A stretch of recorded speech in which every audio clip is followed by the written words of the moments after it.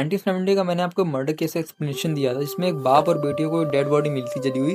तो पुलिस का ये कहना था कि ये पुलिस का नहीं, ऑटोप्सी की रिपोर्ट का ये कहना था कि ये सुसाइड है, क्योंकि उनका ये कहना था। लेकिन मेरी थ्योरी कहती सुसाइड नहीं थी, क्योंकि आप खुद सोचिए, जब उस औरत को मरना ही था तो वो अपने शरीर से वो ज्वेलरीज और वो छाते, वो पानी की बोतल, वो सब क्यों अलग करेगी, और वो अपने कपड़ों में से टैग क्यों हटाएगी, क्योंकि जो बॉडी मिली पुलिस को उससे कपड़ों में से टैग हट रखे थे।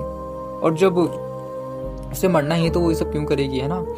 ये एक मर्डर ही था। और जो रिपोर्ट के हिसाब से जो उसकी बॉडी में से 60 तरह की स्लीपिंग पिल्स निकली थी। जब उसे सोना ही है, चलो मान लेते हैं कि उसको नींद नहीं आई थी, उसने गोलियां ली हो, लेकिन 7 तरह की, इतनी ज़्यादा, इसमें तो मौत आ रहेगी। मौत तो कैसे आई गई, जब उसे मरना ही था तो वो इतनी गोलियां क्यों खाती है ना। उसके यहाँ पीछे चोट भी आ रखी थी काफ़ी, जैसे कि उसने अटैक वटैक किया अच्छे से, जैसे उसे किसी ने ज़बरदस्ती गोलियां खिलाई हो, उसे फिर पीछे से सर पे मार के उसे किडनैप करके वहाँ जाकर उसे फूंक दिया उस हाइकिंग क्लब में, हाइकिंग हिल में, सॉरी। जब उसे वहाँ मार ही दिया।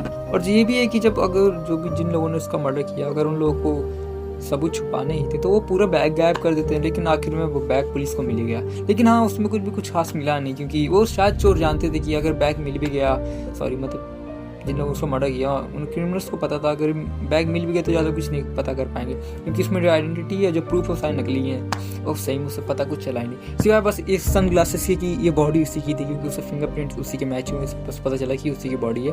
वरना उसमें ऐसा कुछ खास नहीं था। उसमें कुछ बिल्स थे जो कि फटे हुए थे, जो उन लोगों ने फाड़ के फेंक दिए थे। और जो सबसे अजीब बात मुझे समझ नहीं आई, उसमें कपड़ों में से टैग क्यों हटाए गए। उसकी बॉडी के भी टैग हट रखे थे, और जो सूटकेस में जो कपड़े थे उसके भी टैग हट रखे थे। पता नहीं क्या दिक्कत थी, उन लोगों को टैग हटा रखे थे, और ज़्यादा कुछ इस केस में नहीं पता चला। लेकिन हाँ, ये एक मर्डर था, ये कोई सुसाइड केस नहीं था। ये मेरी थ्योरी कहती है कि ये एक मर्डर था, कोई सुसाइड नहीं था। Thank you.